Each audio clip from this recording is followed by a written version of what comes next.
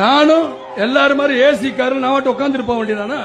நான் நடிச்சுட்டு போறேன், முதல்ல சம்பளம் கூட வாங்கிருக்கலாம், இப்ப குறைச்சு வாங்கிட்டு போறேன். ஆக பணம் பணம் தானே, அதை வாங்கிட்டு நான் உட்கார்ந்து இருக்கலாமே.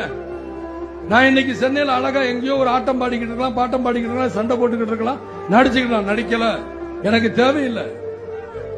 நான் வரேன், ஏன் வரேன்? சரியா, ஒருவேளை வேற மாதிரி இருந்தா கூட நினைக்கல.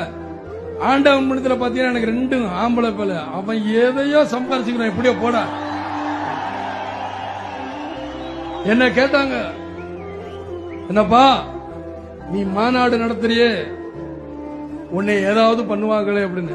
என்ன மிஞ்சி மிஞ்சி என்ன சார், வருமானத்துறையில தானே பயமுறுத்த முடியும், வேற எதுலையும் என்னை பயமுறுத்த முடியாது. அந்த வருமானத்துறையை நான் வீடு வித்து தான் நான் இந்த மாநாடு நடத்துறேன் தவிர, மீதி நேரம் என்னை மிரட்டணும்னா நான் வேட்டியை மடிச்சு கட்டிட்டு இறங்குவேங்கிறது அவங்களுக்கு தெரியாது.